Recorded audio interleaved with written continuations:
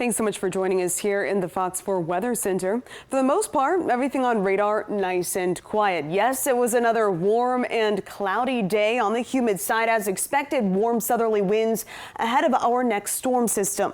But currently, the only storms we have developing are right here, basically in between 41 and 75. So very isolated there in central Collier County. Helping you make plans for the rest of this evening, staying pretty quiet. I do advise, by the way, taking advantage of this nice dry weather, because starting tonight into tomorrow, it's going to be a bit more unsettled. So temperatures at 7 o'clock at 77 down to 75 at 9 o'clock, right here at 11 o'clock down to 73 degrees. Let's take a live look outside right now, crossing over the beautiful Caloosahatchee River.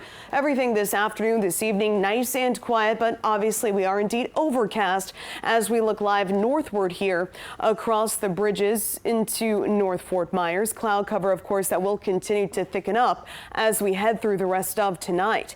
So that wet weather just offshore, currently working its way through the central part of the Gulf of Mexico, now trekking into the eastern part of the Gulf, and that is what we're going to be facing come tonight. As that round moves in after midnight, we will see a marginal threat for severe weather. That means a level 1 out of 5 risk. Basically, it means a few storms could be strong to severe. Bottom line, stay weather aware. Make sure you keep that sound on overnight. You keep those ringers on. Go ahead and turn off the do not disturb, because you want to make sure that you are alerted should any warnings be issued for your location. Here are those weather threats and breaking it down for what you can expect. So our wind risk, that is elevated. That will honestly be our primary concern with any severe cells that do get fired up. Gusts to 55 miles per hour, and in some of those stronger cells, if they do become severe, then that could warrant gusts closer to 60 miles per hour. As for rainfall, for the most part, most of us up to 1 inch expected, but considering how dry it's been here in the last couple of weeks, that should be manageable. So that potential in the green, flooding not a concern. Could see some isolated higher amounts, but at this point, again, flooding is not a threat. Same story for coastal flooding as well. And then we turn to the tornado possibility. The threat for tornadoes, it is low, but it's not zero. So that's why we want to make sure that we stay weather aware. And of course, we here at the Fox 4 Weather Center will be with you throughout the night. Should any warnings be issued for your location, be sure to turn us on and we'll be here for you.